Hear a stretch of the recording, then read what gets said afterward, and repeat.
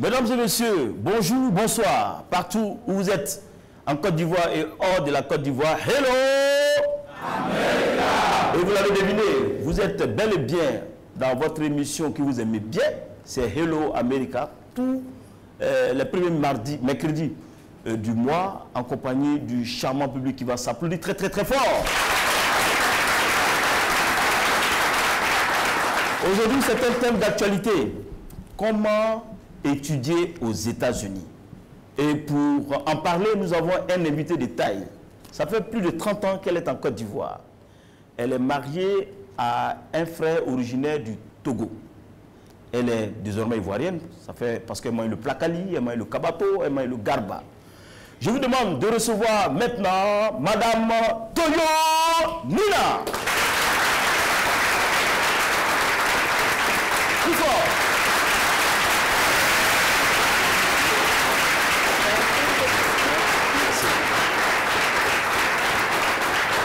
Thank you very much. Madame Toyo Nina, elle est conseillère éducation USA pour la section des affaires culturelles de l'ambassade des États-Unis. Elle est née à New York, elle est new-yorkaise. Je n'aime pas trop New York. Elle est new-yorkaise, elle aime nager, jouer au Scrabble et organiser des jeux sociaux. Merci encore, de l'applaudir très très très fort. Et aujourd'hui, on va parler de comment étudier aux États-Unis. Comme vous le savez, dans quelques jours, on va dire dans une semaine ou 2 semaines, les élèves et les étudiants vont retourner dans les amphis, dans les classes, pour commencer une nouvelle aventure. Alors déjà, étant étudiant, étant élève, de savoir qu'on va reprendre les études, quelles sont les sensations que nous avons en tant que d'abord élève et étudiant et en tant que parent d'élève? En tant qu'élève, j'espère que, élève comme étudiant, j'espère qu'on regarde la rentrée avec anticipation, avec enthousiasme. C'est la clé de l'avenir. C'est ça. Et en tant que parent, pour moi, en tant que parent, j'ai fait ouf parce que ma fille a eu le bac l'année passée. Je regarde les parents, c'est parfois très, c'est une période très stressante pour les parents, mais nous aussi, on aime accompagner nos enfants. Alors, on va parler de comment étudier aux États-Unis, mais d'abord, avant de parler des études, il faut dire aux jeunes pourquoi il faut prendre au sérieux les études. Ça, c'est la vraie question. Pourquoi il faut prendre les études au sérieux? On peut dire, mais j'espère qu'ils vont comprendre. Bon, on va dire quand même, on ne sait jamais. Mais l'éducation, c'est la connaissance. L'acquérir la connaissance, c'est quelque chose qu'on ne peut jamais enlever. Je peux dire pour les Noirs-Américains, vous connaissez notre histoire, même dans l'oppression, même dans la pauvreté, même dans tout. D'avoir une connaissance, d'avoir des compétences, c'était la clé de notre liberté. Donc ça, on ne peut pas enlever ce que tu as appris, ce que tu as expérimenté, ce que tu as la capacité de raisonner. C'est ça le but de l'éducation. La connaissance est la clé de notre liberté. Vous êtes d'accord? Hello! Dans quelques secondes, c'est vous qui allez poser les questions. Comme je l'ai dit, vous représentez toute la jeunesse ivoirienne, toute la jeunesse africaine, toute la jeunesse mondiale. Alors, avant que notre charmant public, ces brillants étudiants, ces brillants élèves nous posent des questions, il y a un grand événement qui a lieu ici pour aider prochainement nos étudiants. Pourquoi initier cette rencontre ici en Côte d'Ivoire avec tous ces élèves et étudiants qui veulent étudier aux États-Unis? Oui, ce samedi, le 3, on aura un salon, ce qu'on appelle un salon universitaire. Et c'est unique en son genre parce que ce n'est pas des universités qui viendront, pas encore. Il y a certains qui vont venir dans les mois à venir. Il y aura des universités qui vont venir parler de leurs écoles, faire la promotion. Mais ce salon sera animé par les anciens étudiants. Les étudiants ivoiriens, les étudiants africains, les anciens étudiants américains, ça veut dire certains de nos collègues à l'ambassade, qui seront enthousiastes de vous parler de leurs expériences. C'est une chose que quand quelqu'un vient pour dire venez à mon école, parce que c'est comme ça, je veux vous dire, mais c'est plus quand quelqu'un a déjà vécu cette expérience et il peut vous donner ce qu'on appelle le topo. Je ne sais pas si les jeunes utilisent ça toujours. Ça s'appelle, je ne sais pas si ce terme est toujours à l'actualité. Bien sûr. Mais qui dit voilà ce que j'ai fait Et vous verrez que ce sont des jeunes gens comme vous, et certains un peu plus âgés, mais ils ont fait, vous pouvez aussi faire. Connaissez tous les topos? Qu'est-ce qu'on dit aujourd'hui? Oh, ça a changé. Le doc. Le doc. Le doc, ah d'accord. Hello! Amen! À vous de poser des questions, sans oublier de saluer avec vos ovations tous les bénévoles de American Space. Et je salue également mon ami Dr. Wise. Je vous demande, Dr. Wise, il s'élève. Dr. Et puis le grand patron, il va s'élever, c'est le grand patron, M. Marc. Alors le thème est connu, comment étudier aux États-Unis. Madame Toyo est là, il faut lui poser toutes les questions pour qu'on vous éclaircisse certains détails. Parce que c'est une opportunité d'étudier dans la première puissance mondiale. Il faut le dire, ça s'applaudit également. Hein? En attendant qu'un étudiant ou une étudiante ou un élève ou une élève ne réagisse, est-ce que c'est difficile d'étudier aux États-Unis? Je trouve non. C'est un processus. Qu'est-ce qui est difficile, c'est d'avoir la patience et d'être méticuleux dans la recherche. Ce n'est pas donné sur un plateau. Donc c'est ça, quand on dit est-ce que c'est difficile, ce ne sera pas donné comme ça. Vous ne serez pas orienté comme, je me rappelle, si je peux raconter, mes enfants sont nés ici en Côte d'Ivoire, les trois ont fait les études ivoiriennes, système francophone. Il y a une qui a fait le lycée, qui a terminé le lycée français, mais quand ma fille était celle qui a fait uniquement, et je dis avec fierté, uniquement les systèmes publics en Côte d'Ivoire. Elle a fait EPP-PEL, elle a fait les papillons, elle a fait le collège moderne d'Angré et elle a terminé à Sainte-Marie avec brio.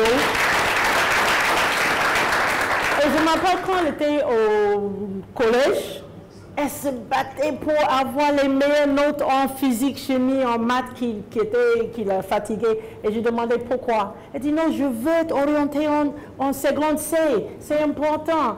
Je dis mais pour moi, je dis tu vas aux États-Unis, tu livres ce que tu veux. Mais elle dit je ne suis pas encore aux États-Unis, je dois aller au lycée et je dois être orientée en C pour avoir mon bac D. Elle était déjà à quelle année on fait 15 ans, 16 ans quand on fait le 15 ans, 15 ans oui. Mais elle était déterminée parce que dans le système ici, tout est joué par tes notes et puis tout est déterminé par ton orientation. Le système américain, vous êtes le capitaine de votre bateau et vous déterminez la filière, même avec un bac A, on peut aller faire l'ingénierie. Avec un bac D, on peut faire le journalisme. Donc c'est un peu différent, mais pour faire ça, il y a la recherche à faire, il y a la patience, il y a la préparation. Donc dans ce sens, ce n'est pas facile. Ce n'est pas facile, mais c'est quand même aisé, mais ça dépend de votre volonté. Hello! America! Qui veut poser des questions? C'est pas de l'autre côté, hein, c'est ici Al-Bayan. Oui, cher ami, on va lui donner le micro.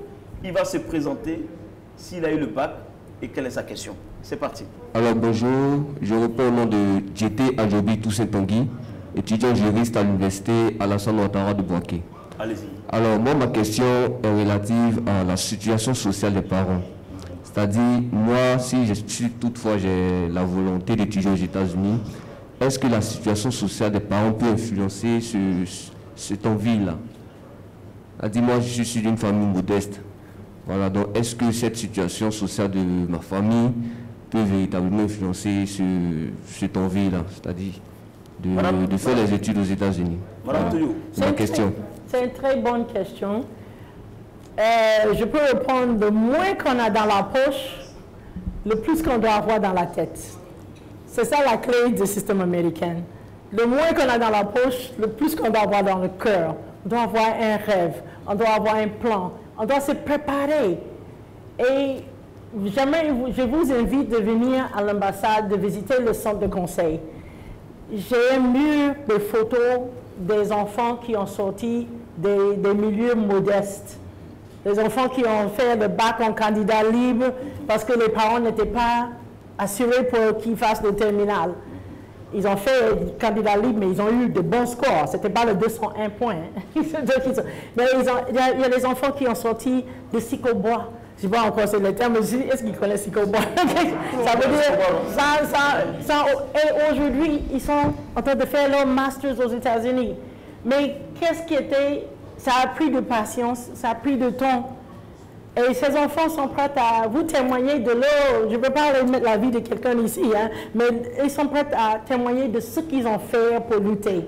Ça a pris, ça n'est pas où j'ai eu le bac en juillet et août, je suis aux États-Unis. Certains ont attendu 1 an ou bien plus pour se préparer. Mais oui, les parents, il y a un investissement. Les écoles américaines ne sont pas gratuites. Et le prix de la scolarité est très élevé.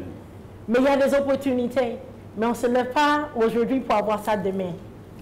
Et ça se construit step by Hello America. Prochaine question, cher ami. Votre nom et votre faculté. Bonjour à tous, je suis devenu Olivier, je suis étudiant en licence 3 d'anglais ici à l'université Félix Houphouët-Boigny de Cocody. Je suis également en spécialité études américaines et donc je suis un peu plus intéressé par la question. Maintenant, j'aimerais beaucoup plus m'attarder sur la gente féminine. Allez-y. On est en Afrique, en Côte d'Ivoire, c'est vrai, le gouvernement lutte beaucoup pour la scolarisation de la jeune fille, pour la promotion du genre. Maintenant, ma question sera de savoir quelle est la place que les États-Unis octroient à la jeune femme, surtout dans le processus d'éducation, puisqu'on sait que éduquer une fille, c'est éduquer une nation, c'est ce qu'on dit dans notre jargon. Donc, quel est le processus d'accompagnement, surtout pour les jeunes filles, quand on sait que dans notre coutume en Côte d'Ivoire, surtout dans l'Afrique en particulier, la jeune fille est beaucoup plus reléguée au second plan. Donc c'est ma question, comment la jeune fille est reçue et puis quelles sont les mesures d'accompagnement pour réussir sa carrière, sinon une étude aux États-Unis. Merci. D'accord, c'est une bonne question, mais si vous connaissez la culture américaine, il y a longtemps que la jeune femme ne reste plus dans la cuisine. Hein. C'est dans notre culture, dans nos gènes, de lutter pour notre place à la table, pour que nos voix soient entendues. Néanmoins, il y a des programmes pour les jeunes femmes. Ça dépend. L'éducation aux États-Unis est très. C'est pas régi par l'État. Il n'y a pas un ministère d'éducation qui impose. Ça dépend de la municipalité, du district, de la ville, de l'État. Mais il y a des. Donc, côté du lycée, est-ce qu'il y a des lycées de jeunes filles? Il peut en avoir, parce qu'il y a des milliers et des milliers de lycées. Il y a l'éducation primaire est mixte pour la plupart. Mais au niveau universitaire, il y a des clubs pour les femmes. Et puis, il y a les universités d'excellence pour les jeunes femmes. Certains de nos secrétaires d'État ont sorti des écoles de jeunes femmes. Et donc, c'est des pépinières pour les leaders. Alors, mais justement, sur sa question, est-ce qu'ici, au niveau de l'ambassade, la facilité est faite aux femmes, notamment à nos sœurs, d'aller plus vite, de leur donner beaucoup d'opportunités par rapport aux hommes? Est-ce que cela est fait? Bon, dans le centre de conseil, encore, l'optique américaine, c'est chacun a sa chance. Il y a des écoles pour des jeunes femmes. Et les universités cherchent aussi, même les écoles mixtes comme les écoles féminines, cherchent des jeunes leaders. On veut, je pense que tout le monde a adhéré à cet adage que quand on éduque une femme, on éduque toute l'humanité. Donc je pense qu'il y a beaucoup d'universités qui ont des programmes ou des programmes, des opportunités pour les jeunes femmes. Mais elle a le même devoir d'excellence, de leadership. Elle doit déjà manifester ça ici. Ce n'est pas parce que tu es femme. Ce n'est pas parce que tu es pauvre. Ce n'est pas parce que tu es africaine. Non, parce que ça, les critères sont vraiment le mérite. Maintenant, à l'ambassade, dans le centre culturel américain, le centre américain, il y a des programmes pour les lycéennes, le STEM Club, pour les girls. Et donc, il y a les programmes pour les lycéennes qu'on vous encourage de participer, de vous informer sur la page du Centre américain d'Abidjan. et verra le programme pour les jeunes. Et puis les jeunes étudiantes, vous pouvez devenir les grandes sœurs, les mentors pour ces jeunes femmes. Ça aussi, ça compte comme dans le dossier. Vous suivez Hello America. Ici, depuis le Temple du Savoir, l'Université Félix Houphouët-Boigny, nous sommes avec Madame Nina Toyo depuis plus de 30 ans. Elle est en Côte d'Ivoire et on parle de comment étudier aux États-Unis. Vous nous suivez sur la télévision Al-Bayan 193 du bouquet Canal Plus. Prochaine question, allez-y cher ami. Ok, merci. Moi c'est Capo Minson Richemont, étudiant au département d'anglais en Master 1 de la civilisation américaine. Voilà. Moi, ma préoccupation est la suivante. Puisqu'aujourd'hui le thème c'est comment étudier aux États-Unis. Vous savez qu'ici nous sommes en Afrique, nous avons des étudiants qui sont très brillants en classe, mais à force des moyens des parents, ils n'arrivent pas à exprimer cette intelligence-là. Il y a d'autres qui veulent par contre aller étudier aux États-Unis, tout ça. Mais je demande s'il n'y a pas au niveau de l'ambassade des tests, des examens pour voir au moins évaluer l'intelligence, pour pouvoir apporter des soutiens à ces enfants-là. Merci, c'est là ma question. Ça rejoint un peu la première question. Oui, ça rejoint un peu la première question. Mais lui, il est rentré encore en profondeur. Voilà, comprenez bien la culture américaine. Ce n'est pas seulement ce qu'on a ici, mais aussi ce qu'on a ici. Brillants, il y en a plein. Il y en a aussi, il y a des jeunes Ivoiriens qui sont brillants sur papier. Et à côté au Ghana, et à côté au Bénin. Et on passe dans tout le continent et dans d'autres pays. Si on prend la Côte d'Ivoire et ce qui se passe en Asie, on peut être brillant, mais qu'est-ce qu'on a dans son esprit? J'ai fait une conférence avec 5 doyens d'école des universités de marque. Et ils étaient unanimes à dire que ce n'est pas seulement le cerveau qu'on veut. Ils ont décrit, on ne veut pas qu'un étudiant vienne sur nos campus, s'installer en cité, d'aller en classe, de la classe à la bibliothèque, de la bibliothèque à la cantine et revienne en classe. Ça, c'est ce que papier nous montre qu'il peut faire. Mais qu'est-ce que cette personne qui vient sur notre campus, qu'est-ce qu'il va apporter? Qu'est-ce qu'elle peut apporter comme un citoyen, comme de contribuer sur le plan culturel? Sur le plan émotionnel, en tout cas, même social, pas seulement intellectuel. Il y a un jeune homme qui était étudiant au lycée classique, ici, d'une famille très modeste, élevé par un père célibataire, il n'avait pas de grands moyens. Et je ne pense pas qu'il était le plus brillant de lycée classique. Mais aujourd'hui, comment il a fait son parcours, pas seulement d'avoir une bourse d'études, pour étudier pour le premier cycle, pour le associates, pour son bachelor's, et maintenant il est en train de faire un stage à Microsoft aujourd'hui. Il n'était pas le plus brillant de lycée classique, il n'était pas le plus aisé, mais il avait un souci. Quand il était au classique, et j'ai lu ça dans sa rédaction à l'école, il a constaté qu'il y avait un problème d'étanchéité à l'école. C'est une école publique. Qui devrait réparer l'étanchéité? On peut dire, oh, c'est l'État. Le ministère de l'Éducation. Mais il dit non, c'est ici qu'on vit. Lui, avec ses amis, ont créé le fonds pour réparer ce problème. Ouais. Quand il a parlé de ça dans sa rédaction, dans sa lettre de motivation, l'école a vu que, OK, ses notes, c'est solide, c'est bien. Sa maîtrise de l'anglais, ça va. Mais on a vu en lui quelqu'un qui change son environnement, qui a de l'impact.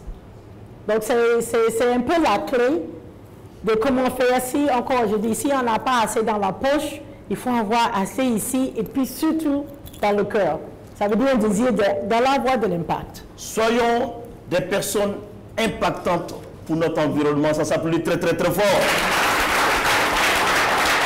En français facile, n'attendons pas l'État. Agissons pour changer notre environnement. Prochaine question. Allez-y. Ah, il y a un monsieur qui s'est déjà levé. Il était précis.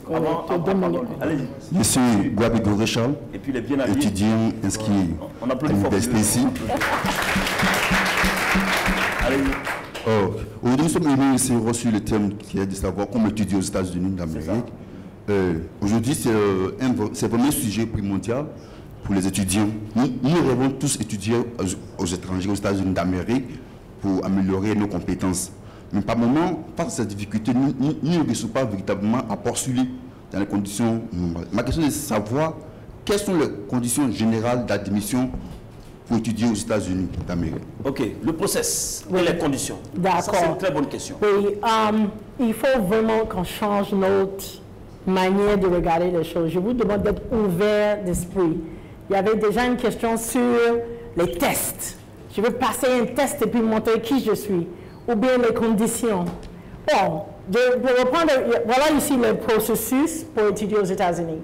Est-ce que la réalisation peut nous permettre de la s'élever? Elle va. Si c'est possible, on peut y aller. Si bon, possible, je vais répondre directement aux questions. Les conditions, il faut avoir le bac, ou bien le BTS, ou bien la licence, il faut le master's.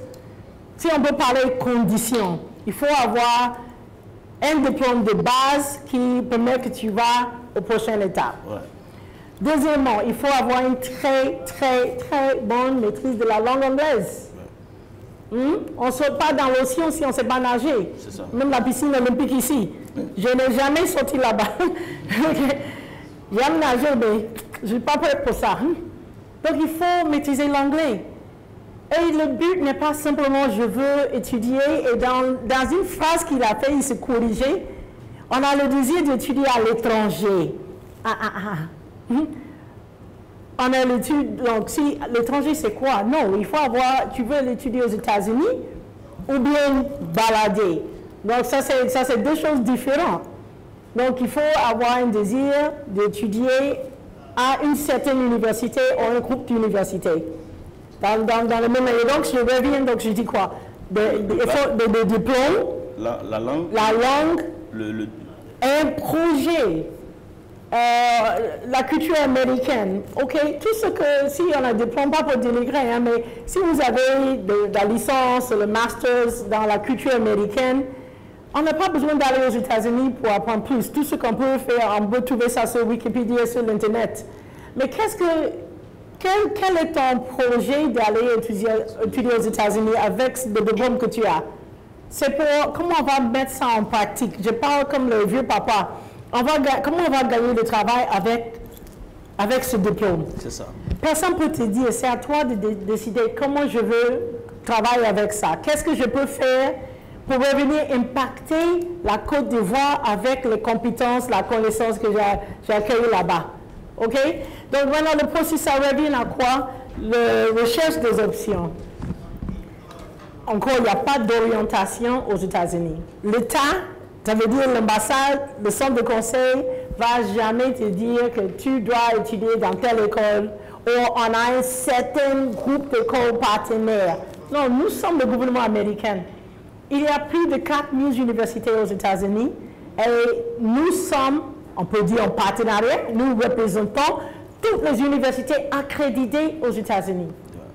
Chaque année, on fait un forum à Washington où des centaines d'universités viennent vers nous pour savoir plus sur nos pays, les pays que chacun représente. Donc, quelles sont les options? C'est comme faire le shopping. Tu dois être capable de faire le shopping des universités pour trouver l'université la plus compatible. Pourquoi je veux être à telle université et pas à l'autre? Ça n'existe pas. Je veux la meilleure université. Ou je veux Ivy League. Ou je veux Harvard. Okay? MIT. Voilà. C'est les noms. C'est comme je veux Gucci et je veux Coco Chanel. Ça veut dire quoi? Ça veut dire que donc c'est des universités d'excellence, c'est vrai. Mais quelle est la meilleure institution pour toi? Je parlais de jeune homme du lycée classique qui aujourd'hui, il est jeune cadre à Microsoft. Il n'a pas passé par Harvard pour avoir ce diplôme, pour avoir ce poste. Si je dis le nom de son université, vous dites, mais c'est quoi ça, c'est où même? Dans son community college, après 2 ans d'études, son professeur de sociologie l'a invité d'aller faire un séjour en Afrique du Sud C'est pas Harvard University qui a fait ça pour lui. C'est un community college en Californie. Donc, il y a beaucoup d'opportunités aux États-Unis. Il faut faire les recherches. Il faut faire la recherche et faire les bons choix. Hello! America. Je pense qu'une seule émission ne peut pas donner tous les détails. Exact. Je vous donne rendez-vous d'abord à l'ambassade des États-Unis pour avoir d'autres détails. Et surtout, n'oubliez pas le rendez-vous. Le 3. Donc, avant cette semaine, c'est le 3, c'est dans 3 jours, à l'annexe de l'ambassade. Donc, ce ne sera pas dans notre bâtiment principal. L'annexe est sur la voie qui amène vers la rivière 3. Le grand rond-point, il y a une station d'essence, et puis on tourne à droite, vous verrez l'annexe. C'est même sur Google Maps. Ça, c'est l'éducation à l'Ivoirienne. Je vous demande de l'appeler très très On va faire. Alors, nous sommes pratiquement à la fin de cette émission, mais un devoir nous appelle. Oui. Cette émission a été conçue et créée par un de nos anciens patrons, le nom de Daniel Lagankep. Voilà, Dan, malheureusement, qui a perdu sa femme il y a quelques jours dans un accident à Maryland. Une pensée pour sa famille? Oui, c'est une nouvelle qui nous brise le cœur, qui me brise le cœur personnellement. Dan, qui était mon patron direct, et sa charmante femme, qui était très dévouée, qui était aussi notre collègue. Et ils ont travaillé, ils étaient vraiment, comment je peux dire, sur le terrain ici. Voilà. Dan aussi a initié un programme où on a fait pédaler pour la paix. Pour la paix. Lui et sa femme, ils ont fait le vélo d'un point à Abidjan jusqu'à Bassam pour promouvoir la paix. Ils étaient très dévoués au service du peuple du monde entier. Et vraiment, très très fort pour Dan et son épouse. Dan et Sarah, et puis surtout mon cœur, vraiment 5 pour leurs enfants, de 2 charmants garçons, qui donc vraiment ayant les pensées positives, les messages d'encouragement pour Dan. Merci nous beaucoup, l'aimons beaucoup. Merci Dan, et puis vraiment beaucoup de courage Dan. J'espère que vous allez nous suivre sur les réseaux sociaux.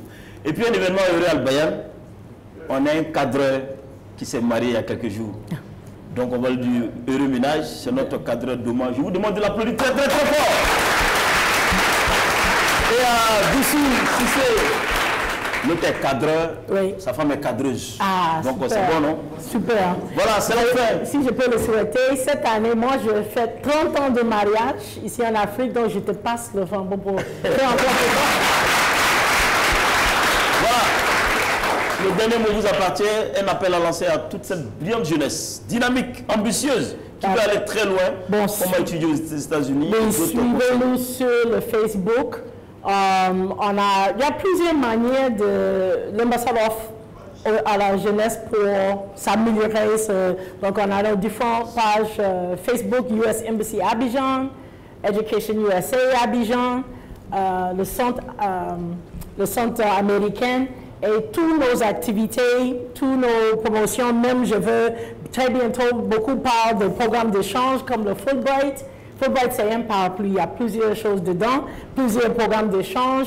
Très très bientôt, on va parler pour les étudiants en particulier, ce qu'on appelle le CCIP, c'est le Community College Initiative, où les jeunes étudiants en 2e et 3e année peuvent faire 1 an aux États-Unis.